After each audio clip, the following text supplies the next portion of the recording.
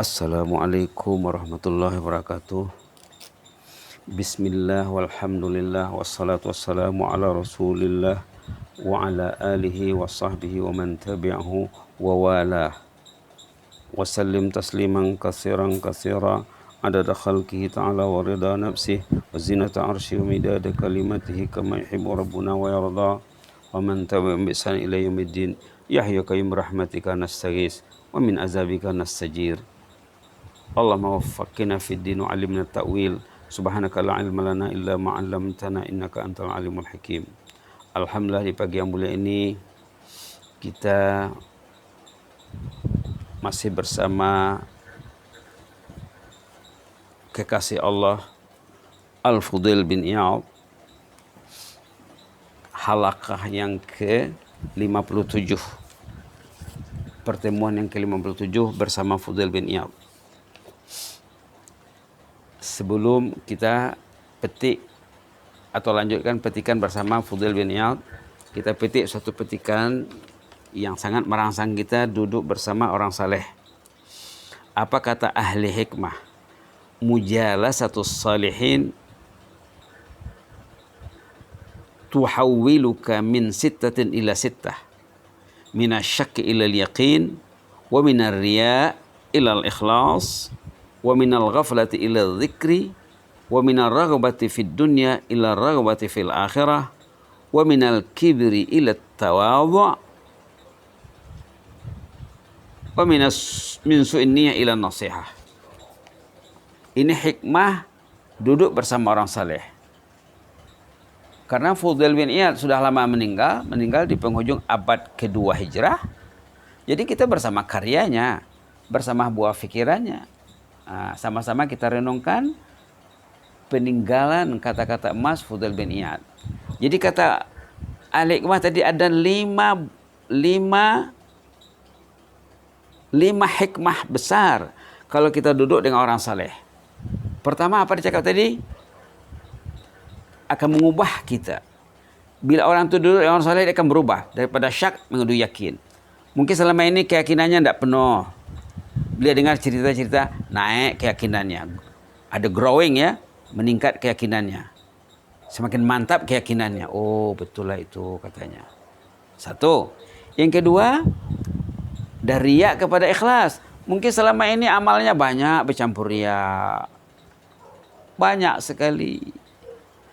Kalau orang itu ikhlas dia beramal, kata ulama, orang yang ikhlas itu dia tidak mungkin buat dosa dengan sengaja lagi. Karena dia ikhlas karena Allah. Kenapa dia membuat dosa? Bila orang itu buat dosa berarti dia tidak ikhlas. Kenapa dia buat dosa? Berarti dia tidak menuruti Allah. Menuruti nafsunya, menuruti kawannya, mengikuti ayah dan ibunya karena ayah ibunya tidak ada ilmu contohnya. Terbawa-bawa saja, terbawa arus. Jadi tidak ikhlas. Maka bila kita duduk dengan orang saleh, kata ahli hikmah ini, kita akan berubah dari riya kepada ikhlas. Perbuatannya tidur contohnya. Kenapa dia tidur? Oh, mencari ridha Allah. Saya tidur jam 10, saya jam 4 mesti bangun. 11, 12, 1, 2, 3, 4, 6 jam sudah cukup. Ada orang yang 4 jam sudah cukup, 5 jam sudah cukup. Ada yang kurang dari 4 jam. Ada orang saleh, kalau dia mau tidur sedikit, badannya sehat dan puas, dia baca doa, Allah mashfini bil qalili minan naum warzuqni umran tawilan fi ta'atik. Dia berniat dengan ikhlas, berdoa dia sebelum tidur, agar dia boleh tidur tepat pada waktunya dan bangun tepat pada waktunya. Tidak hanyut. Kalau dia tidur sesuka hati, bangun sesuka hati, itu bukan ikhlas. Ikhlas itu beramal mencari keridhaan Allah. Tidur ikut keridhaan Allah, bangunnya juga. Jadi hikmah yang kedua, kalau kita bersama orang saleh katanya, amal kita yang tadinya riya bertukar menjadi ikhlas. Untung ya. Yang ketiga apa katanya? Minal ghaflati ila dzikr. Dari hidup yang lengah dan lalai menjadi hidup yang selalu ingat Allah. Biasanya tak ingat. Bila dia duduk dengan orang saleh, dia selalu ingat Allah. Karena orang saleh ini memperingatkan orang tu supaya jangan lupa kepada Allah. Baik. Berikutnya yang keempat, minar raghbati fid dunya ila raghbati fil akhirah. Kalau orang itu katanya duduk dengan orang saleh, selalu dengarkan idea pandangan benar orang saleh, orang itu keinginannya kepada dunia akan dapat disekat, dikawal. Lalu kecintaannya kepada akhirat akan meningkat. Cinta dunia tersekat, cinta akhirat meningkat. Wah, hebat ya. Tersekat artinya disalurkan mengikut yang sebaiknya lah. Jangan cinta dunianya berhabis, akhiratnya terpojok, tersudut, tersingkir, tergadai. Jangan akhirat tergadai. Karena orang itu bersifat cuai. Lalu katanya apa kata ahli hikmah ini? Orang itu bila dia mendekati orang saleh, kecintaan akhirnya akan meningkat, kecintaan dunia akan dapat dikawal dengan sebaik-baiknya. Nomor 5, minal kibri ila tawadhu.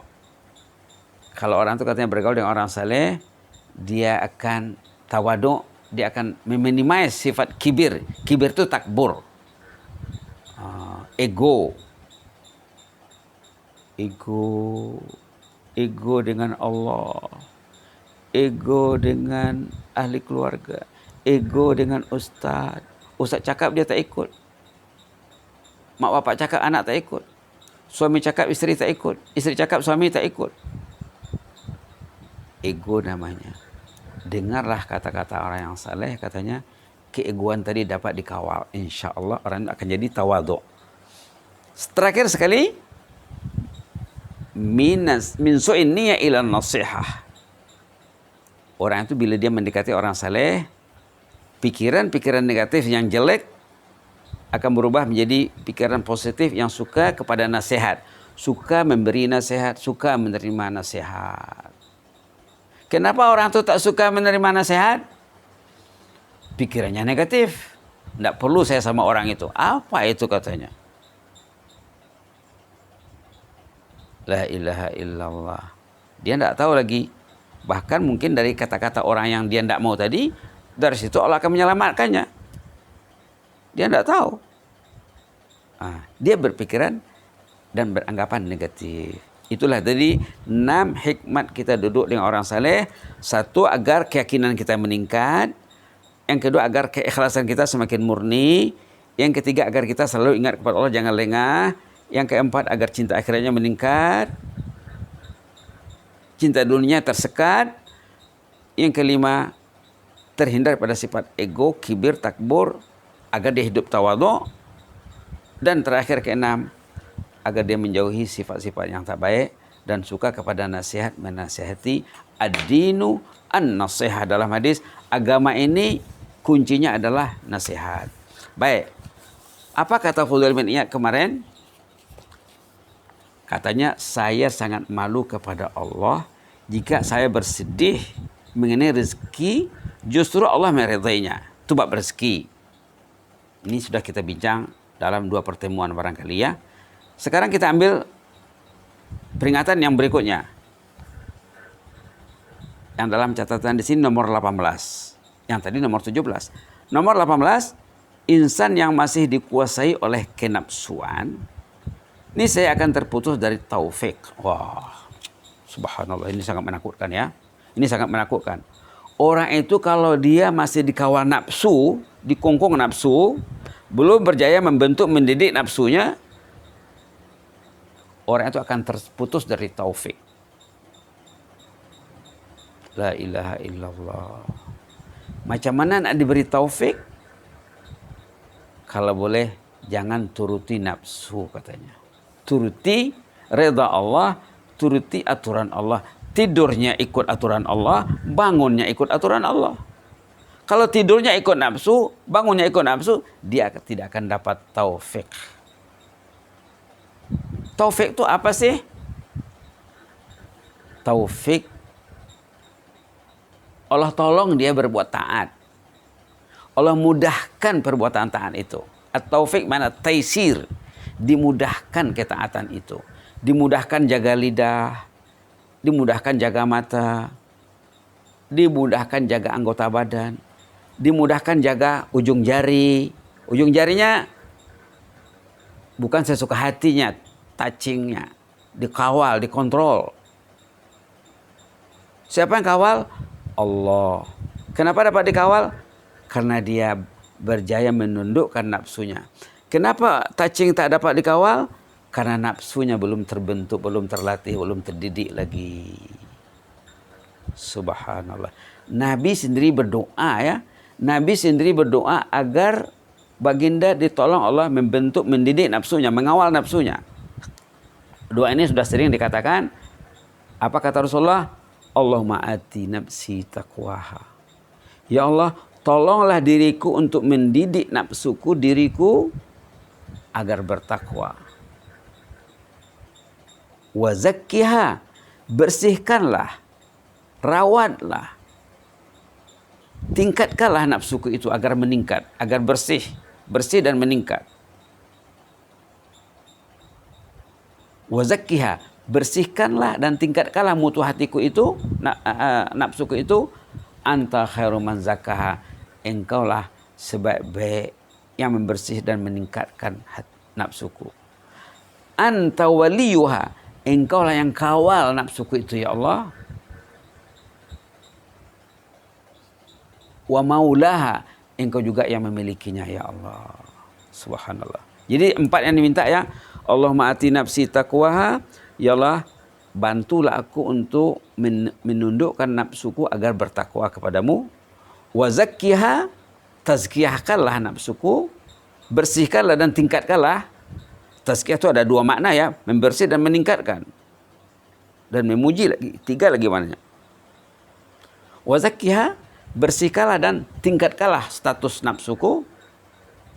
Anta khairu man zakkaha, engkau sebaik-baik pentazkiyah. Anta waliyuha, engkaulah yang mengawal nafsuku itu ya Allah. Wa maulaha, engkaulah yang pemiliknya ya Allah. Nafsu kita milik Allah, hati kita milik Allah, jasad kita milik Allah, kehidupan kita milik Allah, kesehatan Allah yang kasih, penyakit Allah yang jauhkan. Kenapa kita tidak dekat kepada Allah supaya kita dijaga, dihindari daripada penyakit? Kenapa lupa kepada Allah? Kenapa perbuatan manusia masih mengundang penyakit? Dalam masa yang sama dia berdoa supaya dijauhkan dari penyakit, dan penyakit itu diundang melalui perbuatannya. Doanya menolak bala, perbuatannya mengundang bala. Macam mana terjadi itu? Perlu kita pelajari apa yang dikatakan oleh Fudail bin Iyad ini. Insan yang masih dikuasai nafsu akan terputus dari taufik katanya. Kita ingin doa kita dikabulkan Allah, diberi taufik dalam berdoa. Kawallah nafsu dengan baik. Kalau nafsu terkawal, taufik akan datang. Subhanallah. Wa ma taufiqi illa billah. Taufik itu hanya Allah yang punya. Taufik itu hanya Allah yang punya. Kalau orang itu tidak memikirkan taufik, tak ingat taufik, berarti dia tak kenal diri dan tidak kenal Allah. Kita ini hidup dengan taufik daripada Allah. Dan taufik ini sudah masuk dalam perkataan Melayu. Tapi kadang-kadang orang Melayu ada yang faham, ada yang belum faham. Wabillahi taufik wal hidayah katanya. Kalau dia faham apa yang dia sebut tuh, insya Allah hidupnya semakin baik. Mudah-mudahan ya kita selalu mencintai para salihin. Ingat tadi ada 6 hikmah bila kita mencintai salihin. Duduk bersama salihin, mengenang jasa baik salihin, membaca sejarahnya, membahaskan buah pikiran pandangan bernas yang ditinggalkan mereka, yang diwariskan untuk umat, untuk keselamatan kita dunia akhirat. Amin ya rabbal alamin. Allahumma zidna wa la tanqusna wa akrimna wa la tuhinna wa a'tina wa la tahrimna wa athirna wa la tusir alaina wa adina warda al karim. Allahumma inna nas'aluka nafsan bika mutmainnah tu'minu bi liqa'ik wa tarda bi qada'ik wa taqna bi ata'ika ya rahman. Allahumma ati nufusana taqwaha, Allahumma ati nufusana taqwaha wa zakkiha anta khairu man zakkaha, أنت وليه مولاها يا مجيب السائلين ويا أكرم الأكرمين. اللهم إنا نسألك قلبا سليما ولسانا صادقا، ونسألك من خير ما تعلم ونعوذ بك من شر ما تعلم ونستغفرك لما تعلم إنك أنت علام الغيوب. اللهم إنا نسألك قلبا شاكرا ولسانا ذاكرا وزوجين مؤمنين يعينان على أمر الآخرة ومحيطا مؤمنا يعين على أمر الآخرة يا مجيب السائلين.